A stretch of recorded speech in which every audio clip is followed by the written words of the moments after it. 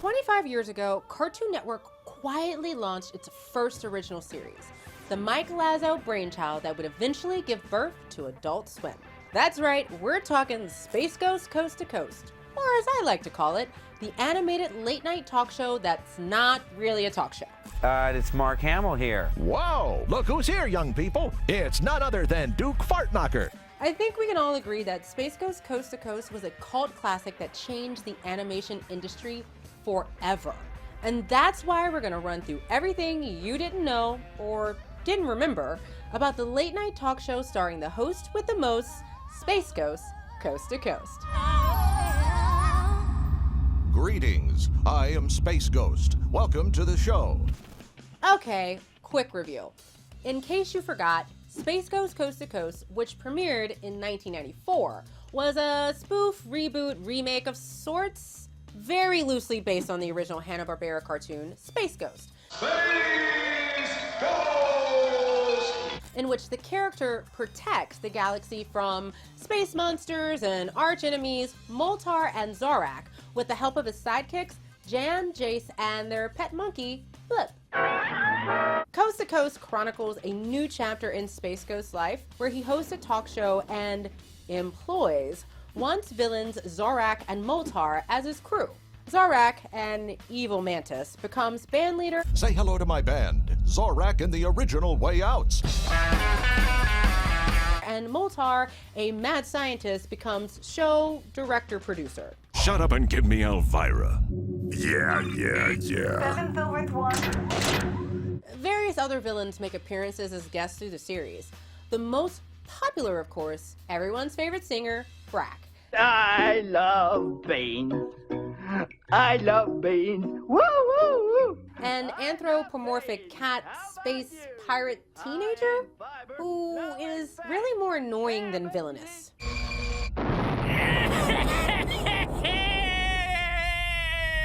When it first aired, Coast to Coast broke almost all the rules of late night TV, fully subverting expectations in all kinds of clever ways. Like that time Space Ghost decides to raise a cute little sea monkey named Banjo, and this is what happens. Why are you doing this? I gave you life!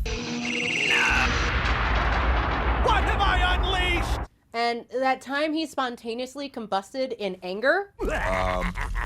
Conan? Yes? Can I help you?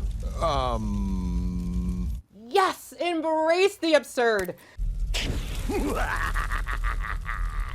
The show's popularity would usher in the Adult Swim era, with shows like C-Lab 2021, a spoof of C-Lab 2020, and Aqua Teen Hunger Force. Also, side note, this is how Frylock used to look. So young and full of life. A reminder, this is what he looks like now. Whew, yikes. New Jersey did not treat you well, my friend. Lost your legs and arms? Jesus Christ.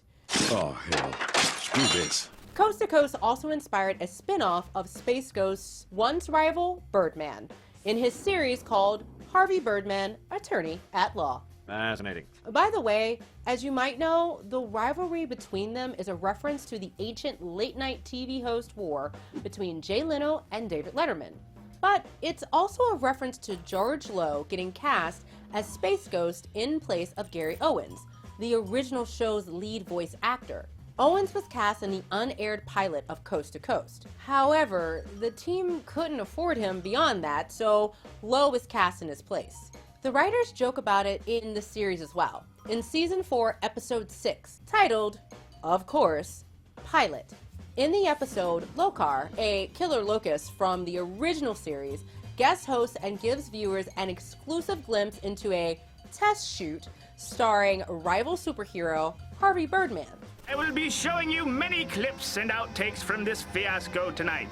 Birdman, really needs a job, but he's just really bad at late night TV. What do you mean you can't do the show at night? Without the sun's rays, Birdman loses energy. Rough life, Birdman.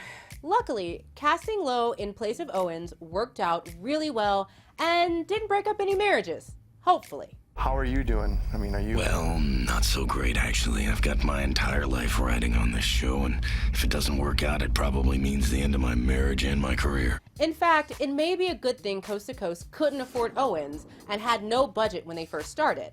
Lazo believed that Space Ghost should look and feel different than any other show since it was taking place in space. Lucky for Lazo's team, they were pretty much given free rein to do whatever they wanted with the characters in Coast to Coast, since the original series wasn't very popular, lasting only 20 episodes. In fact, the character's original creator, the legendary Alex Toth, didn't even like him.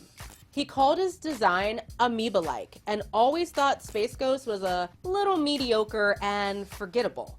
Since no one really remembered who Space Ghost was, Hanna-Barbera, who owned the character's rights, and Ted Turner, who purchased and owned the animation, gave the Coast to Coast creators permission to carve up the footage however they liked. On my show tonight, Ted Turner's brother-in-law, Peter Fonda. He had a mother whose aunt knew the singing gorilla man.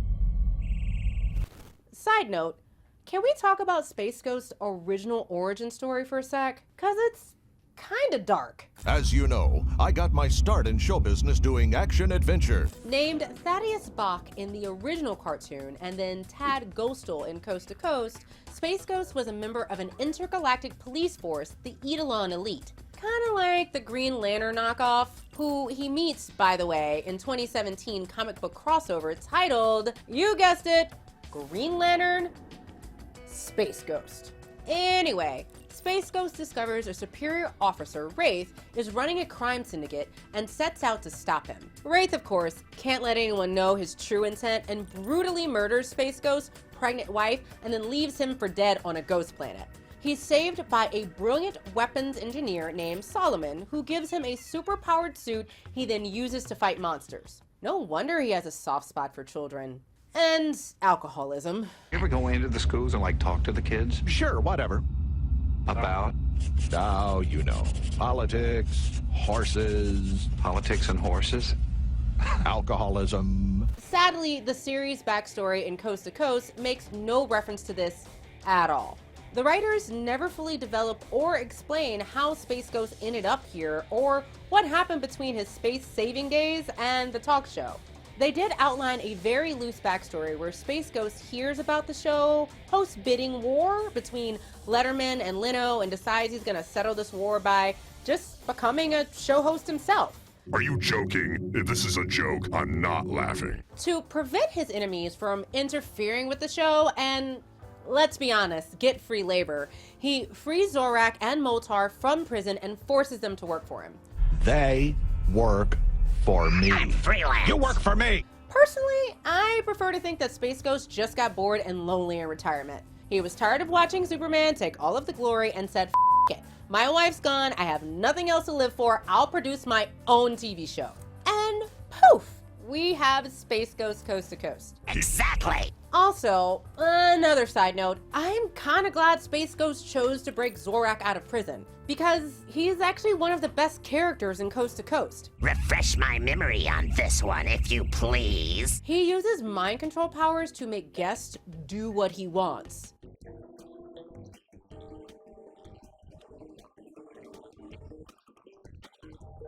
Constantly ridicule Space Ghost. Space Ghost, can I ask you something? Sure. Why are you so stupid?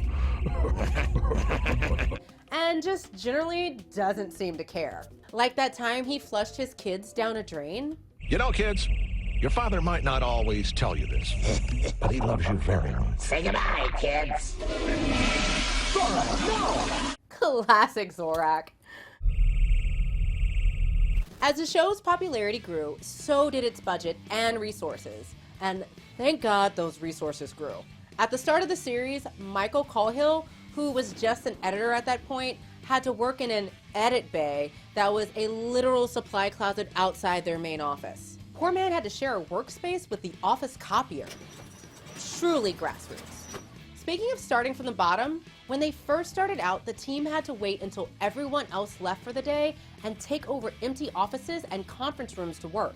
Once the series took off, though, there was no longer an issue, and they brought on a robust slate of new writers. including Spike Fairson, who wrote the Seinfeld Soup Nazi episode. No soup for you! Matt Molaro, creator of Aqua Teen Hunger Force, and Rob Thomas, who went on to create Veronica Mars. While we're on the subject of writing and production, have you ever wondered how an episode actually gets written? As you can imagine, mixing live action guests and animation wasn't easy, and that made for a lot of awkward exchanges. Do you like sulfur? Sulfur? Sulfur's my favorite food, honey. You know that. Is that why you called me? Yeah. Oh, great. Initially, the team had theater majors dress up as Space Ghosts and act as hosts in the interviews that were taped in a CNN studio. Apparently, it really confused celebrities. For example, during an interview with the Bee Gees, the band was laughing at the costume and weird interview format so much, production could only use 19 seconds of it. To be fair, the Space Ghost host did the entire interview in a Shakespearean accent. That's probably why their episode ended up like this. This is the Bee Gees, boy. If only we could really just fry them. Eventually, the team settled on having George Lowe call into the office as Space Ghost and ask the guests questions. The writers would sometimes change the questions after the interview was completed, making the exchanges even more absurd. Space Ghost slams his fist down so hard it bursts into flames. Oh, let's just forget it. Uh-oh. Look at my hand, Conan. I'm looking at your hand. That's what George Michael said. Get it? Because he had that problem? That off-brand, confusing style is what makes Coast to Coast so brilliant. The team's creative freedom created a show that basically set the precedent for all adult animation to follow. So what happened? Why did the series disappear after 11 seasons? I mean, The Simpsons is on season 30. Well, Coast to Coast ended its Cartoon Network run in 2004 after AOL bought parent company Time Warner. Much of the program budget was cut in the process, essentially canceling the show. Over 11 seasons, 108 total episodes aired, with 9 seasons on Cartoon Network, and then 2 more a few years later when it was revived as a web series on Turner's Game Tap service, where Space Ghost interviewed gaming industry people. This is fun. You ready for this? And actually, it was kind of fun to see Space Ghost interact in the different format. On today's show, the first man to achieve a perfect score on Pac-Man. Like when he interviewed Mexican football player Hugo Sanchez with Mojo Jojo for Cartoon Network Latin America. When is this Hugo person getting here? I need to go buy masks for my midget wrestlers. Hey, aquí estoy. Okay, while we wait for Hugo Sanchez to get here, let's go to our next segment, the Electronic Corner. Or the Batman the Brave and the Bold episode called Bold Beginnings. And some TV commercials. Actually, a lot of TV commercials. And of course, all the main cast continues to live on in the timelessly classic music of Space Ghost's musical barbecue CD, which is our favorite of all the 3 albums the creators released, with such classics as It Smells Like Cartoon Planet. I smell turkey! Tuna fish! Big beef jerky! Potato knish! Don't Touch Me, Space Ghost. Look! Don't touch me! And What Day Is It? Is it Sunday? No. Is it Monday? No. Is it Tuesday, Bluesday, Betterware, Tuesday? No. Is it Wednesday? No. Voices like angels. Just is simply beautiful. I'm still waiting for Space Ghost Coast to Coast, the Broadway musical. Personally, I think Brack missed his true calling.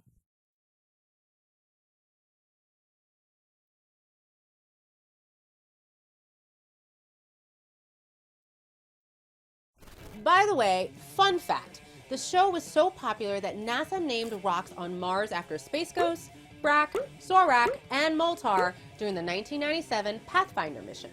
Of course, no appearance, classic song, or space rock can beat watching this series. And if you miss it, as much as I do, you're in luck.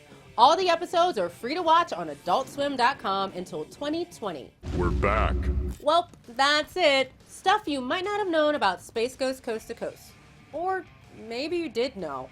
Maybe you're that Shakespearean actor who messed up the Bee Gees interview and have some deep, dark Space Ghost secrets of your own.